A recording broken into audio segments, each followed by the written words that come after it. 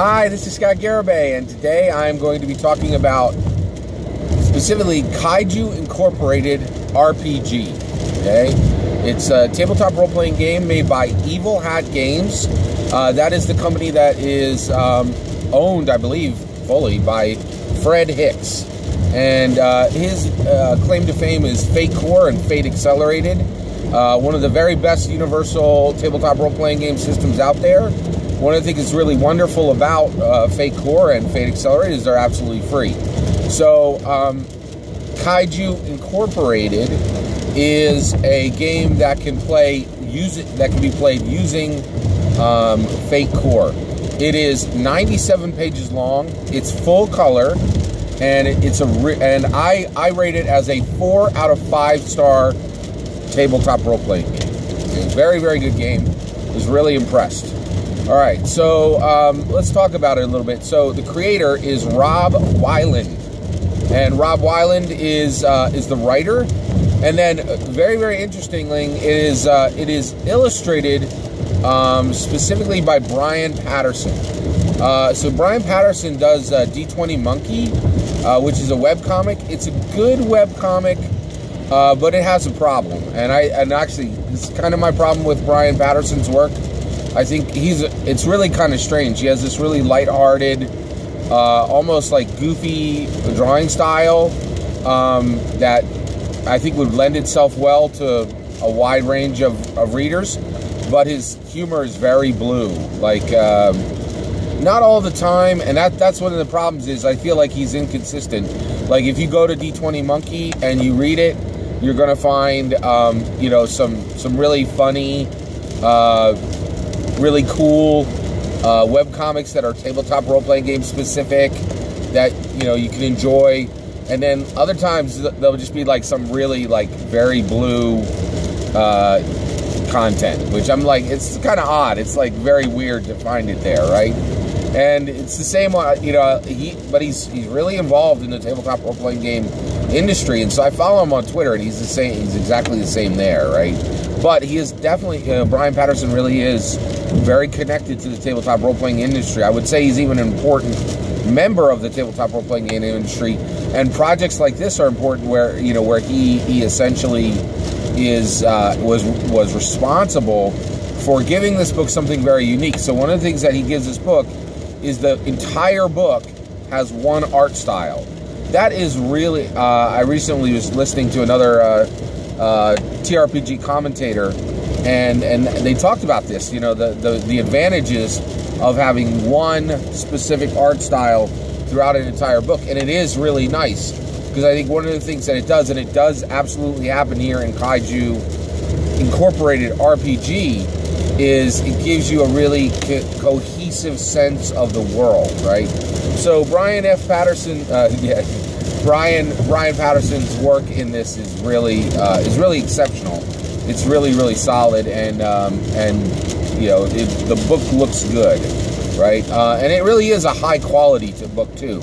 And the only reason why I say that is a lot of the stuff I enjoy now is indie, and I it's always really interesting to ask if games like if companies like Evil Hat are still indie. They're very big within the tabletop role-playing game industry, and to the point where have they crossed into the mainstream? It's a good question, but I think this book really it looks like something FFG would do.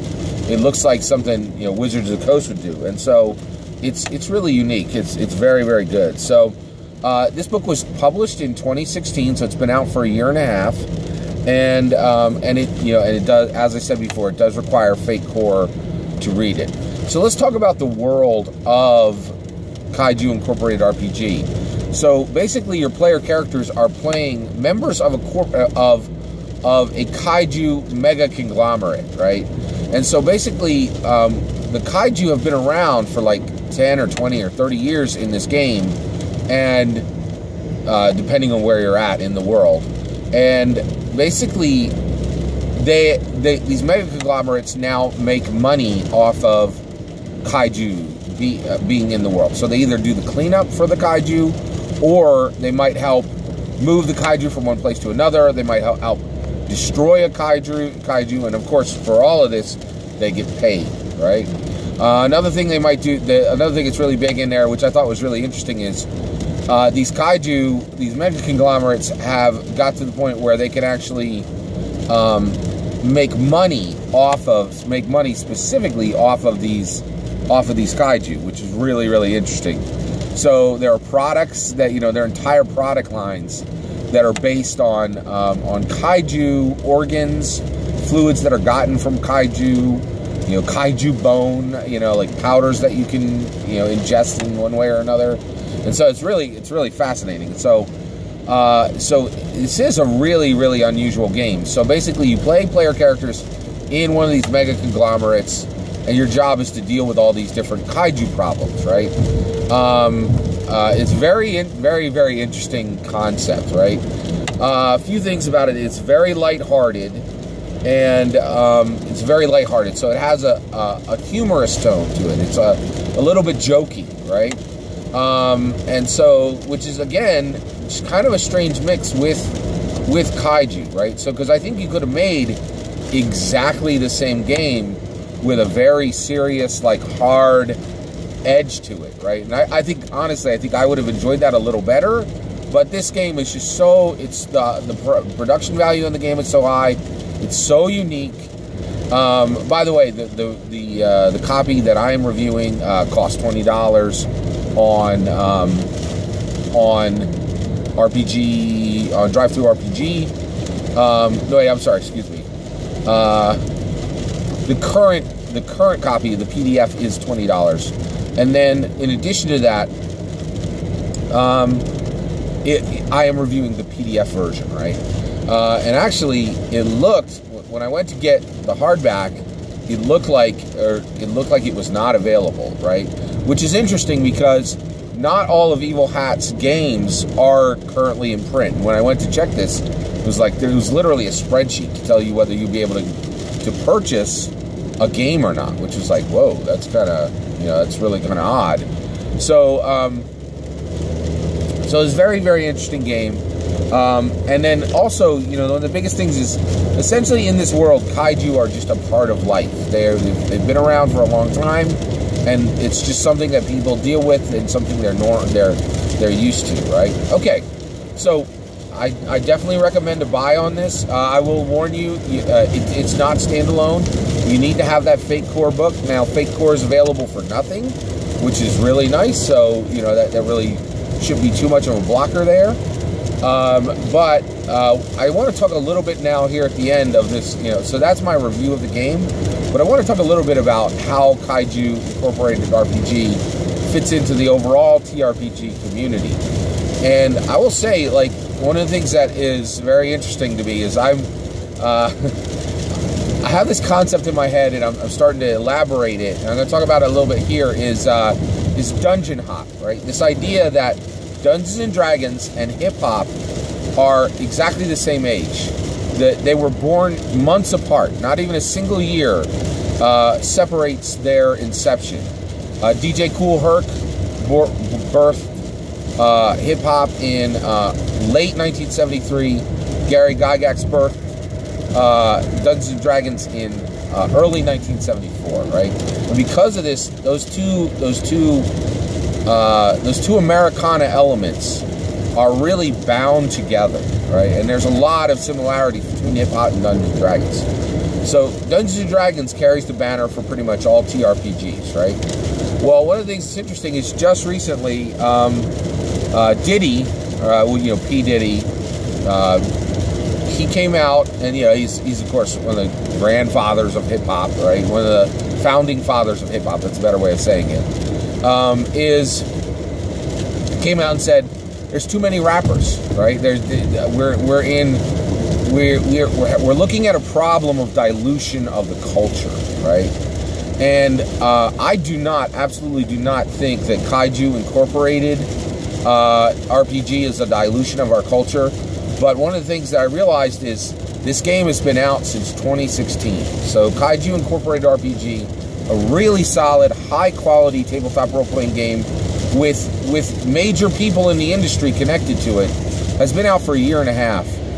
I dedicate myself to finding new tabletop role-playing games and I can't even find them all. It's insane. There's so many new core tabletop role-playing games coming out that I think we have the same problem that hip-hop does, where there's too many tabletop role-playing games. And I think, people get excited about them, and you launch a new game, and you want to be able to get players for that game, right? And one of the things that's very, very common you see this everywhere, like go into any thread on, tabletop role-playing games, and you'll see there's room for everybody. Every single game in the world can be played, and as long as you're running something and you're all having fun, it's okay. And I'm here. I'm one of Scott Garibay standing alone in a corner again, right? Saying no, it's just not correct, right? Basically, there is a limited number of people who are interested in playing tabletop role-playing games. They have a limited amount of time, and that it is becoming a problem that there are so many great games out there to play, because it's hard to bring a table to one game in particular. And one of the ways I've seen this is I have seen on threads, especially in the OSR, people talking about, I love Dungeons & Dragons 2.0, 2E, right? But I don't even try to play it anymore because I can't get a table. So I run Dungeons & Dragons 5E. I don't like it, but I run it because I can fill a table with 5E, right? And I think there's a ton of games like this. Like, Fiasco is making it so that it might be a lot harder for Starfinder to build it, for a Starfinder game master to build a table, right? Now, I'm not proposing any drastic measures at this point, but I think we need to acknowledge the problem, right? Yeah, to me, it was amazing when I came across this game. I'm like, how did this game from a major publisher, full color, beautiful, lots of work? This is not, a one-person product. Or, a lot of new tabletop role-playing games are cobbled together by one or two creators. You can do the whole thing yourself, and a lot of times they're lower quality on the layout and the art, but the writing's very high quality. You see a lot of this in the indie area. But this wasn't the case. This is a brilliant, beautiful, shining tabletop role-playing game. And it's just amazing to me that I had never seen it before, right? And so, and I think one of the reasons why that is there's just so many games out, right? And so one of the things, too, is I really do think we do need one central point to say this is a new tabletop role-playing game. Here's the aspects of it, and I think right now you could probably do that if you were buying, the game developers, the stores that buy games, I think you could look through there and you'd have a really good sense. But I don't think that data is really collected in one space on the internet. And it's something that I really wish was, Drive-Thru RPG, the hottest titles list, I go through that every single week.